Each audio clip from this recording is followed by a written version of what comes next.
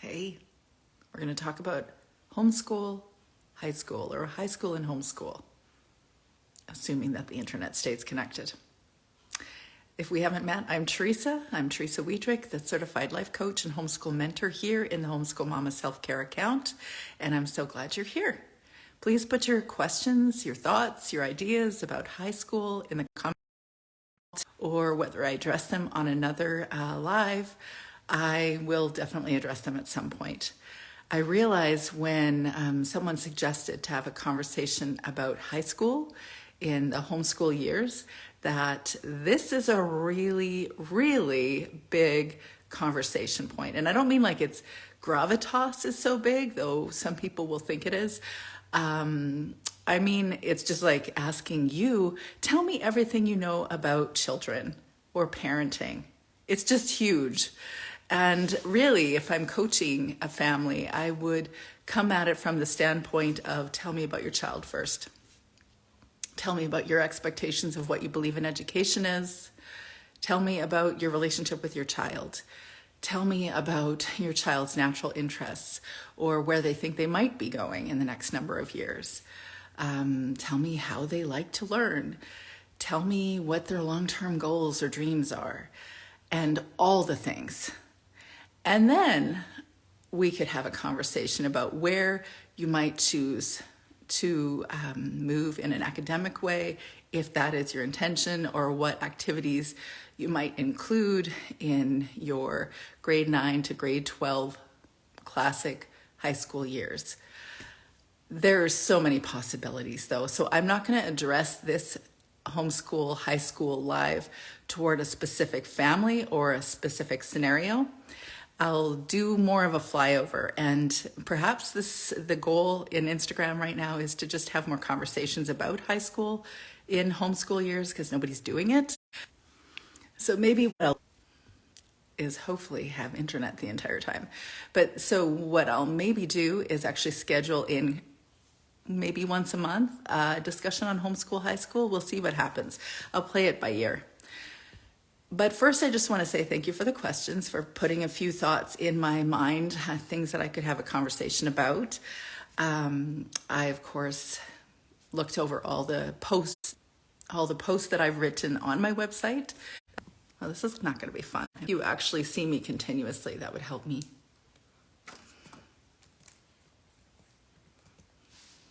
Yes? Oh, okay. So maybe it's just, I don't know, Instagram or something. Great. So this Friday in the Homeschool Mom Room, we're going to be discussing the book Teach Your Own by Pat Farenga and John Holt. And that book, I think, applies to this discussion as well. You're going to hear more of a child-led high school experience from me than you would perhaps from other people. You are not going to hear me say that you should choose any methodology for high school.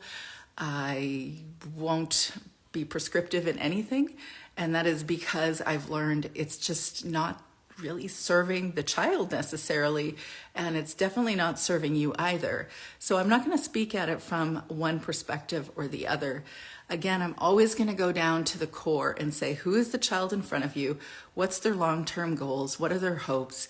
Where are they at right now? How do they like to learn right now? How do they like to approach their academics or learning or reading or all those things right now? Because that's the child that you want to be engaging in education in, the one that's right in front of you right now. And even though they're going to be shifting and changing very quickly over the next number of years, and there's going to be a lot of changes that you see both in the child, how you have engaged them in relationship, how their independence, their all the skills that they gain. It happens really quickly. If from that grade 9-ish age until they graduate or leave home, a lot goes on for a kiddo, who will always be called kiddo in my mind. But for them, it's a huge experience. And it's always changing. So I don't think there's one fixed way to approach it. I know different people have different opinions on this, but I think in other words, there's, opinions that will say there's a real re-upping that happens in high school. There's a real intensity that happens in high school. There's so much responsibility in high school, so you can make it to post-secondary school. And I truly think I might be in the unpopular opinion phase of this, or that I'm sharing an unpopular opinion because it's not common. I don't think it has to be like that. I think that people think it has to be like that if they're being responsible, but I don't think it has to be like that. I have seen in my own experience that that wasn't the case. Even the ones that went to post-secondary school, I have seen that in myself. I've seen that in various people, their stories. So straight up, what are the questions that you want me to make sure to answer before we finish this conversation, so that I don't wax and wane poetically about the bigger picture questions? Yes, this will be saved. In fact, you'll find it in YouTube at some point. Hey, Trina. And Lori, no problem. If you're not here, that is totally cool too. So this is a really big conversation point, as I was saying right off the top, and I'm not going to be able to answer every last thought about it. But if you join me in the Patreon support group, one of the things that I do want to do, if there are enough homeschool high schoolers, is to have a workshop focused on how to build really the details, a portfolio of how you would, like an actual portfolio that you could present to a college or a post-secondary school. It is what I learned to do with a lady named Lee Binz, B-I-N-Z. I know she's on Instagram.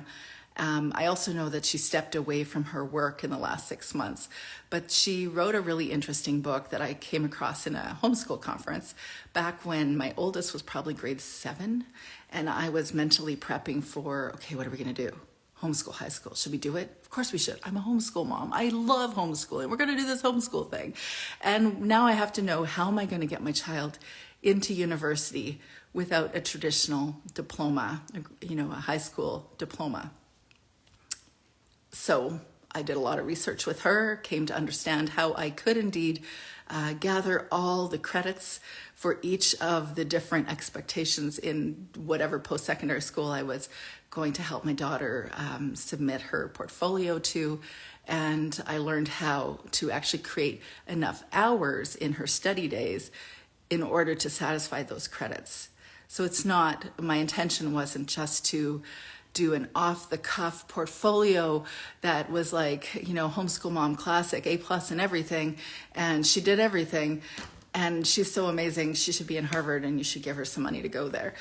No, I didn't do that. I was trying to do it with integrity and say, okay, how many hours would a typical credit require for her to focus in a certain subject area in order for her to have a robust portfolio so she could enter into post-secondary school. And so I did a deep dive in all things portfolio. I did research on all the possible post-secondary schools that my kids might go to, which, by the way, is a lot, even though it's probably not nearly as many if you are in the United States, but it is still a lot to know about that many post-secondary schools. And I learned a few things. And one was that, as per usual, I did research overkill. I learned more than I needed to learn. And if you just cut the story quickly, I'll tell you that where my kids actually went and what they actually did and are presently still doing wasn't what I thought they would do. And so my preparation for those things were overkill and not required. But I'm going to give you a story from my own life, because when I have a conversation with homeschool moms about their worries and concerns about kids going into post-secondary school, they often have, there's many concerns, but one of them is about gaps again. Are they really going to satisfy the expectations for the post-secondary school? What if they miss things before they get into high school or into post-secondary school? And my answer is always, I guarantee you have gaps too. Even if you got 100% on every test and every assignment in high school, you still don't remember everything that you took. Everyone has gaps. Everyone has gaps in knowledge, and that includes us that were graduating from a conventional school. Like me, for instance, I graduated from a high school and I slid through the doors and got my graduation or my diploma in high school, and didn't have any intention in doing a nursing program. When I graduated high school, I went to a Bible college and then intended to go into, at that time, missions work. And then I was going to, I had so many different plans, but then I decided I should have some more practical experience. And so then I went to a technical institute for a year. I worked for a year. I was independent for a solid 2 years before I even considered going into nursing school. And so when I went into nursing, I didn't have the prereqs. I was 20. I didn't have the prereqs. If you were to look at me at a high school graduated level, you would say you can't get into nursing school because you have to have math or chemistry. And I didn't have the grade level or grade 12 level. So when I went into the nursing program, I was kind of like with a portfolio, with gusto. I was trying to share with them that I really wanted to do this. I love the idea of nursing. Here's why. Here's what I want to do with it. And it was, I would tell you, based on an interview that I got into the nursing program and them asking me for a commitment to actually do the math and chemistry in my nursing program, which terrified me because I was not strong in math or chemistry. And yet I did it 4 or 5 years later because it was a requirement for nursing. And I did well because I wanted to. And so my case example, me, is really just because you have gaps, just because you don't have the prereqs ready from grade 12 to head into post-secondary school on the day that they graduate high school, doesn't mean it can't happen.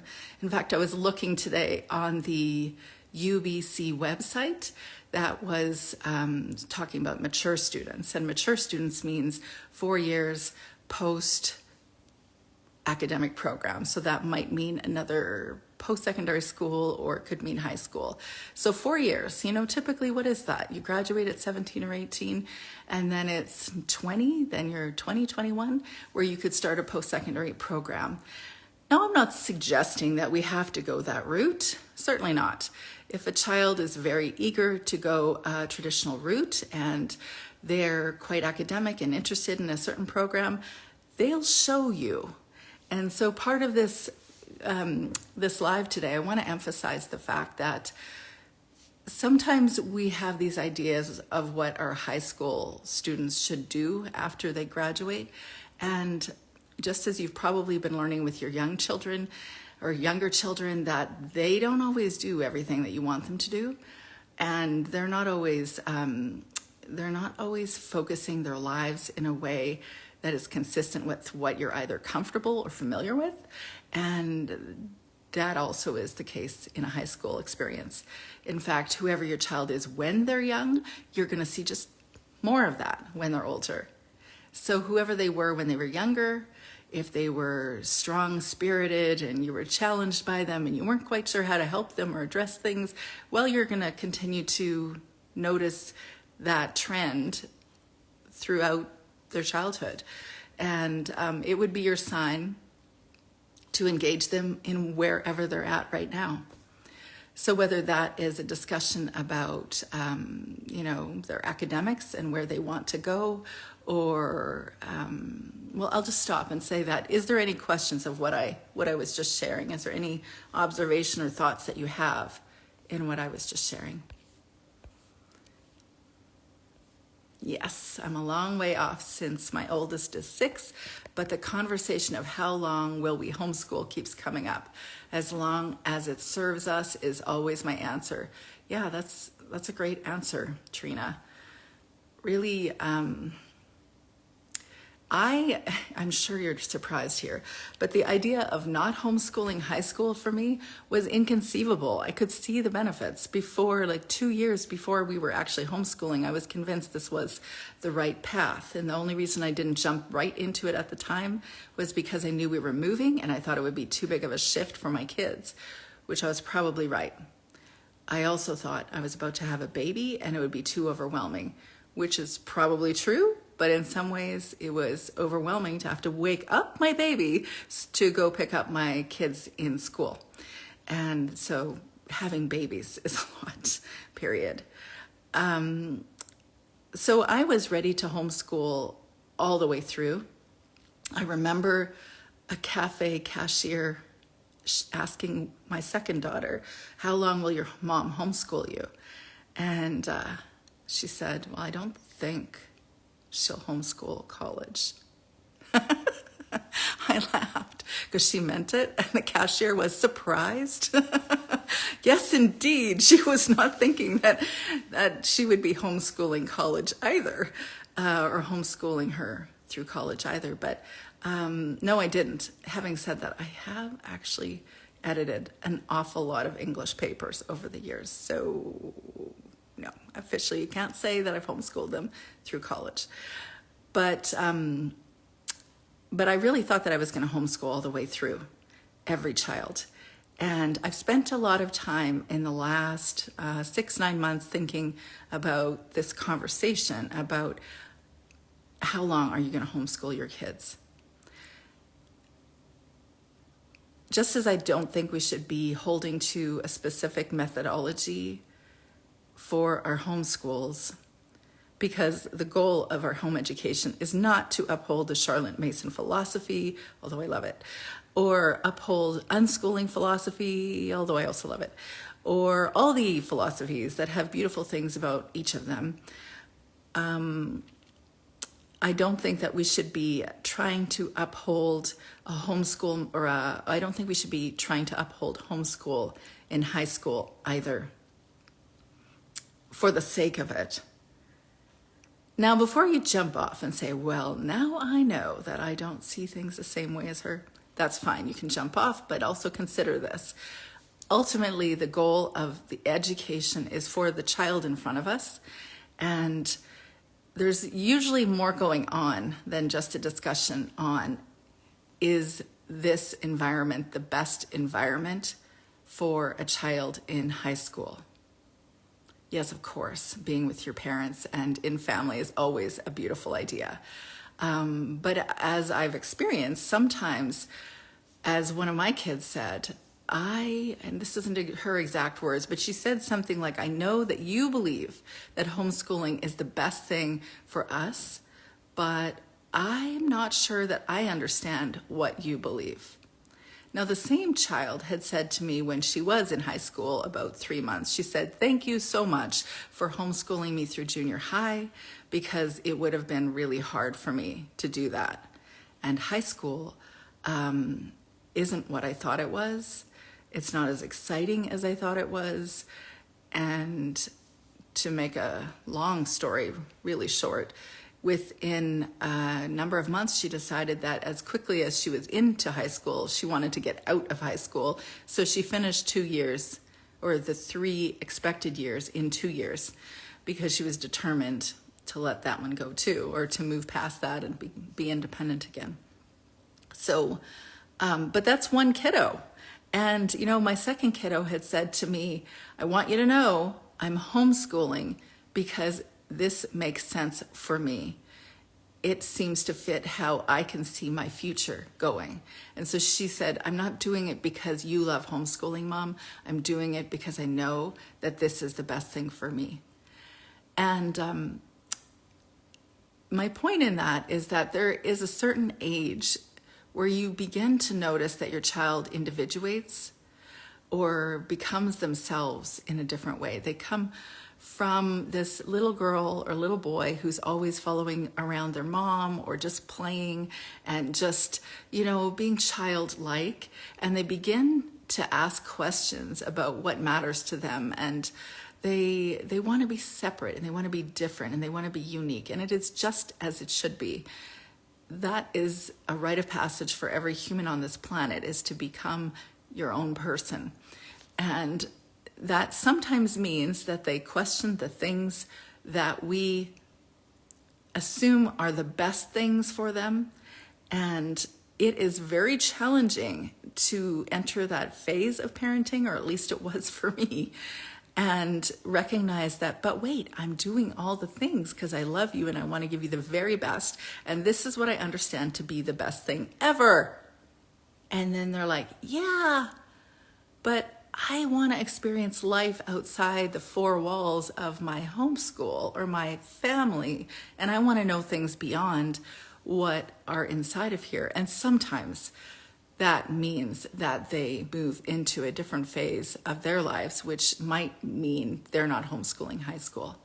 But I think that conversation can be very dependent. It's very dependent on the child and the relationship you have with the child, but it also is, okay, wait, what do you want? And so that's one element of homeschooling high school that I think is really important as a consideration, is to say, what is going to serve this child for the next phase of their life? Another thought is that we are often gearing towards post-secondary school, and our goal is to make sure that they're college ready. And I get that, and I would just caution you to ask yourself where you were when you were 18 and what you thought you were going to do for the rest of your life, and then look at where you are now and ask yourself, am I doing the thing that I said I was going to do then? Maybe you are, and maybe there is somebody out there that is doing exactly what they thought they were going to do, but most people don't. In fact, the first year of college, I think the percentage, the statistic is something like 70-80% of first-year college students switch their majors by the end of the year. So even in the first year of post-secondary school, kids shift their intentions or their plans. And life happens like that. And we get to decide, as homeschool parents, we have so much impact on how they are going to engage different things. I mean, I know we do as parents, period, but we are thinking about this element as something that we're deeply able to influence, that education element in our children's lives. And just ask yourself, what is the purpose of the education anyway? What is the long-term goal? Is it really just about getting a diploma? Or is it about making sure that you have a few letters after your name, which also is something you can hang on the wall, a degree, and say that you've been educated at such and such a university or college or whatever? What's the value of it? What's the purpose of it? What's the end goal in it? And let your child lead the way instead of focus in a way that seems just right for you. Even though, of course, there is that element, you are including your version and your understanding of what an education is and what you think is the most important thing in your family. Of course, you're influencing that. Let me see. Let me just check here before I continue on that thought. Curious if your husband was on board with homeschooling high school. Yeah, he was. Okay, so here, this I find so intriguing that we really were not in the same academic space in high school. We coincidentally lived just 6 blocks away from each other when we were about 4 or 5 or 6 or something, which I think is really wild because I moved around a lot when I was young. But we didn't live in the same town for very long. Or the same area. And his focus in high school was 100% academics and was the valedictorian. And if you meet him, you'll see that this guy is replete with Jeopardy knowledge. This guy is a smart cookie, and easy for me to say as a wife, but you know what I mean if you meet him. And he always loves knowledge. He loves reading. He loves knowing all things politics, economy, world, things that I'm not as much interested in.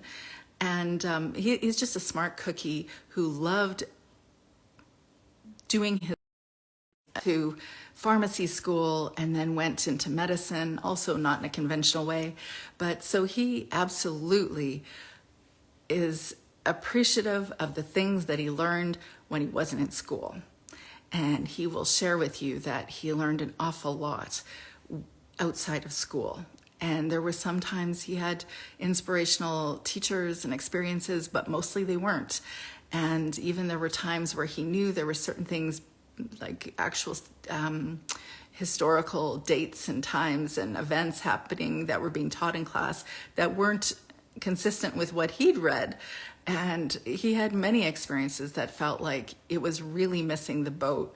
It wasn't really serving what he loved to learn.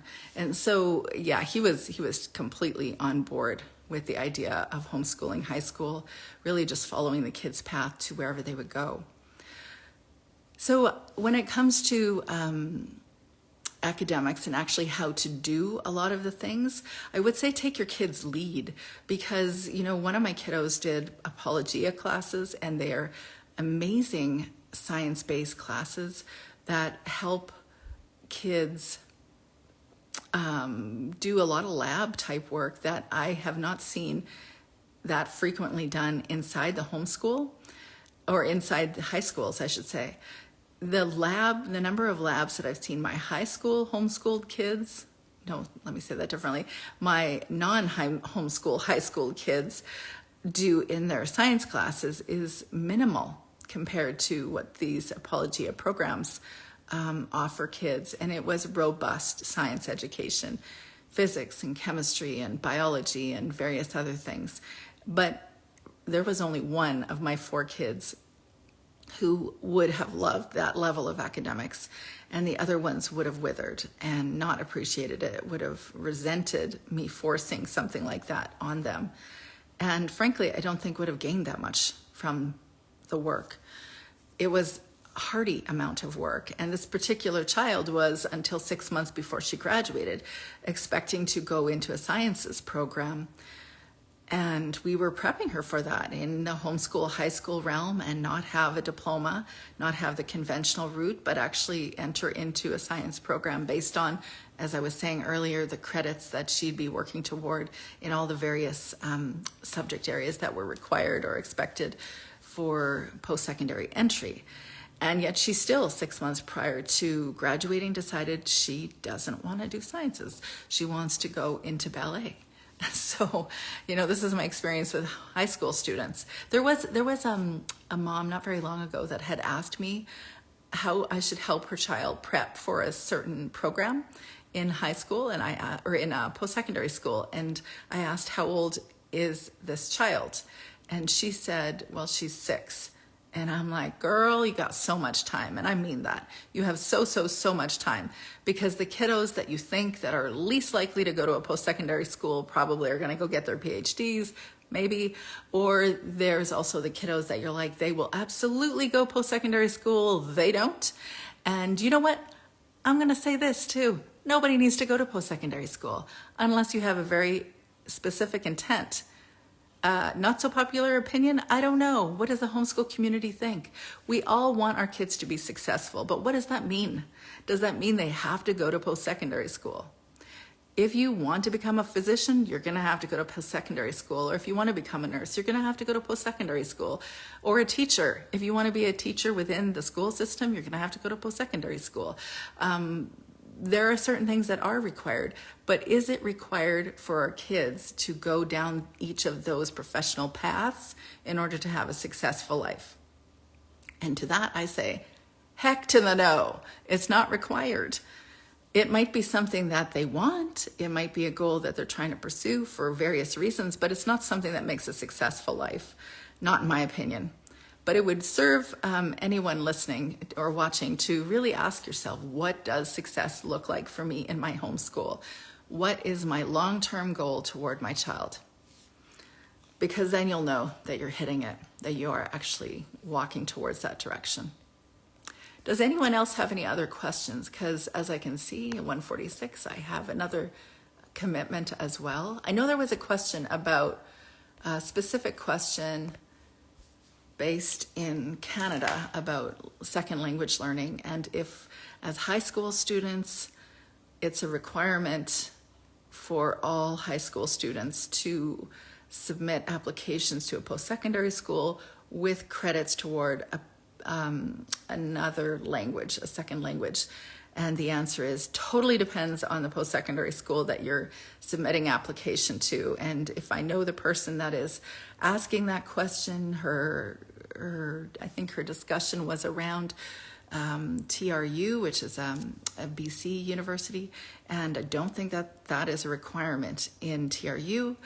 And that specific one, there's Douglas College in the Lower Mainland, and then there's also Selkirk College, and I don't know if there are many others, but colleges like that are actually ideal colleges where you can do something that most people in the United States know as dual enrollment. You can't do dual enrollment in Canada. It's not a thing. But really, I did it with our daughter who did unschool high school, and I got her into a few college classes in the local college. Initially, when I had conversations with people, they were assuming that I was wanting my daughter to get into a high school level English class because they just assumed, well, she's not graduated high school, so why would she want to be in a college class? And this was my daughter's first class in a school since she was in kindergarten, so she was a little nervous about the idea of going into a college classroom, and then quickly discovered that she was the only one reading every assignment, that the other students in the class were asking her for reviews of the work or her notes from different classes, and that she actually was very capable to the work in the classroom. So it's a useful way to move into the post-secondary realm by transitioning slowly by taking a couple classes in the local college. So whether you're dual enrollment in the United States or you're in Canada and you're wanting to get into a post-secondary school but not a university directly, it's a really great way to get comfortable in post-secondary school for your kids. So I think I'm going to wrap. So many possible discussion points I could have here. It's 1:48 now, and I'm going to head over to the Facebook group and welcome a bunch of new moms that joined today in the Homeschool Mama support group. And if you have other questions about homeschool high school, write them below, and I will happily schedule in once a month a homeschool high school discussion. The more specific you are, the more easily able I am to answer those questions. Also, if you want to join the support group in the Patreon group, I can put a workshop together with very specific discussion points, maybe how to do that portfolio or to write, course descriptions for your kids in your homeschool, how to know how to write an honest, integrity-filled report card for your homeschooled kiddos, transcript, all those things. But it was a pleasure to chat with you today, and I hope it's a really great week, and we'll talk to you soon.